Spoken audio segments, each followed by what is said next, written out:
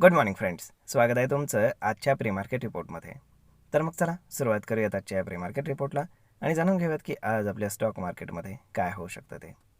त्याआधी तुम्ही जर चॅनलवरती नवीन असाल तर चॅनलला सबस्क्राईब करायला बिलकुल विसरू नका. तर मग चला सुरुवात करूयात आजच्या या व्हिडिओला. मित्रांनो, जर आपण कालचा दिवस आपल्याकडे पाहिला तर काल असं वाटत होतं की मार्केट ऑलमोस्ट वरनं 150 पॉईंटच्या आसपास डाऊन झालं होतं. तर मग असं वाटलं होतं की मे बी जे एफ-आय-आयज आहेत तर त्यांनी सेलिंग केलं असेल आणि त्यामुळे मार्केट एवढं पडलेलं असेल. परंतु कालचा एफ-आय-आय डेचा डेटा जर पाहिला तर थोडासा आपण काय म्हणतो शॉकिंग वाटला.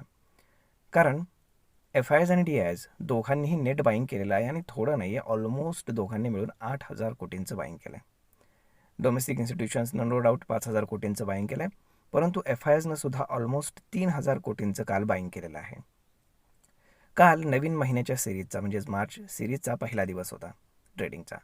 त्यामुळे कुठल्याही प्रकारच्या ॲडजस्टमेंट्स नव्हत्या किंवा काहीही नव्हतं.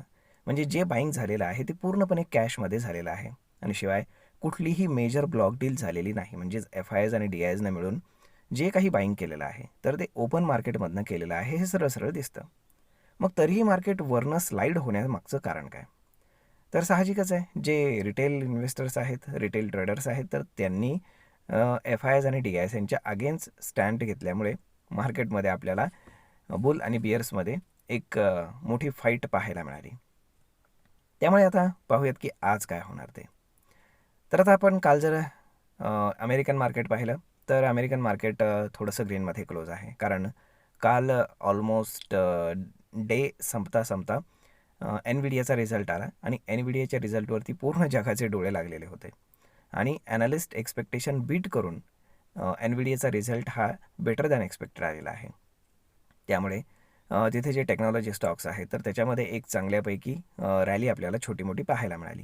आता उरलेली रॅली तुम्हाला आज रात्री पाहायला मिळेल, कारण तिथे रिझल्ट जो आहे तर तो खूप उशिरा आलेला आहे. त्यामुळे आज आपल्याकडे जे आय टी स्टॉक्स आहेत तर त्याच्यामध्ये अजून रिकव्हरी होण्याचे चान्सेस आहेत. जरा होप सो. तिथे जे डेटा सेंटर बिझनेस त्यांनी नवीन सुरू केलेला आहे, म्हणजे ॲड ऑन केलेला आहे एनव्हिडियानं, तर त्याच्यामध्ये त्यांना चांगल्यापैकी ग्रोथ पाहायला मिळालेली आहे. त्यामुळे इकडे जे काही डेटा सेंटरशी रिलेटेड जे काही कंपनीज आहेत, स्टॉक्स आहेत, तर त्यामध्येही आपल्याला एक बाईंग चांगल्यापैकी पाहायला मिळेल. आता आपण जर युरोपियन आणि एशियन मार्केट जर पाहिले ना तर सगळेच ऑलमोस्ट एकदम खुश आहेत आणि ग्रीनमध्ये आहेत.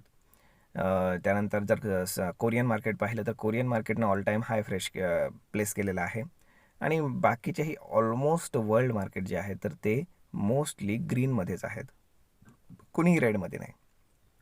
परंतु हे सगळं आणि एफ-आय-एस-डी-आयचा डेटा हे सगळं काही आपल्या गिफ्ट निफ्टीमध्ये मात्र ट्रान्सफर होताना दिसत नाही आहे. गिफ्ट निफ्टी इंडिकेट करते की मार्केट ऑलमोस्ट फ्लॅट ओपन होईल, हार्डली 40 ते 50 पॉईंट गॅप अप ग्रीनमध्ये. तर मग आता पूर्ण जगाचा जर सिनेरिओ पाहिला आणि ग्लोबल मार्केटचे जर क्यूज पाहिले तर असं आज आपण एक्सपेक्ट करू शकतो की मार्केट हे चांगल्यापैकी आपण काय म्हणू शकतो की एक छोटी मोठी रॅली तरी आपल्याला एक साधारण 150-200 पॉईंटच्या आसपासची मार्केट देऊ शकतं.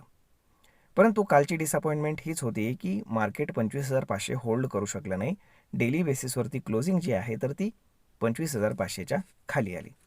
त्यामुळे आजचाच दिवस आहे, जर मार्केटला तो ब्रेकडाऊन जर फॉल्स ब्रेकडाऊन होता हे जर दाखवून द्यायचं असेल तर आज एनी हाऊ मार्केटला डिसिसिव्हली ॲटलिस्ट 1 ते 2 दिवसाचे हाईज क्रॉस करून वरच्या बाजूला क्लोज करावं लागेल.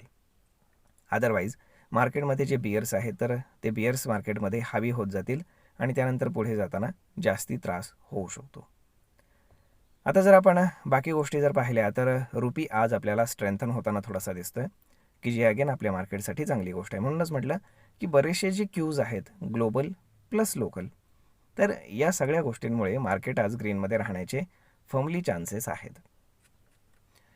परंतु आपल्या मार्केटमध्ये काय नक्की प्रॉब्लेम आहे ते मात्र जास्त ॲनालाइज होत नाही आहे. त्याचं कारण असं की डेटा एक वेगळीच गोष्ट दाखवतो आणि ॲक्च्युअल जे घडतं ते वेगळंच काहीतरी असतं. जसं काल घडलं की मार्केट चांगल्यापैकी वर गेलं होतं, परंतु तिथनं शार्पली मार्केट खाली आणण्यात आलं आणि पाहिलं तर एफ-आय-आयज आणि डी-आयज दोघेही नेट इन्स्टिट्यूशन्स बाहेर होते आणि तरीही मार्केटमध्ये आपल्याला एक सेलिंग पाहायला मिळालं की जे जनरली अशा पद्धतीनं पाहायला मिळत नाही.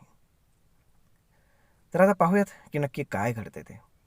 परंतु जर आपण ओपन इंटरेस्टच्या हिशोबाने कॅल्क्युलेशन केलं तर 25,700ला खूप जास्त कॉल रेटिंग आहे, म्हणजेच पहिला रेजिस्टन्स तिथे मिळेल.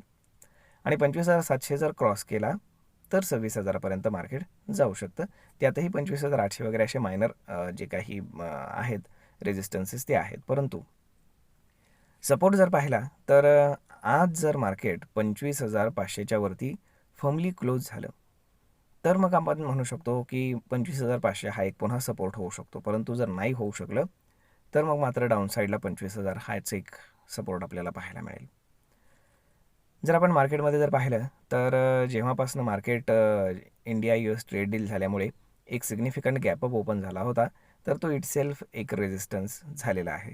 त्यामुळे एवढं इझी नाही आहे ह्या सगळ्या गोष्टी घडवून आणणं. तर मग आता जे काही नेक्स्ट क्वार्टरचे रिझल्ट येतील, कारण हे सगळे रिझल्ट सीझन, त्यानंतर इंडिया US ट्रेड डील आणि बाकीच्या ज्या काही पॉझिटिव्ह गोष्टी आहेत त्या मोस्टली फॅक्टर्ड इन झालेल्या आहेत.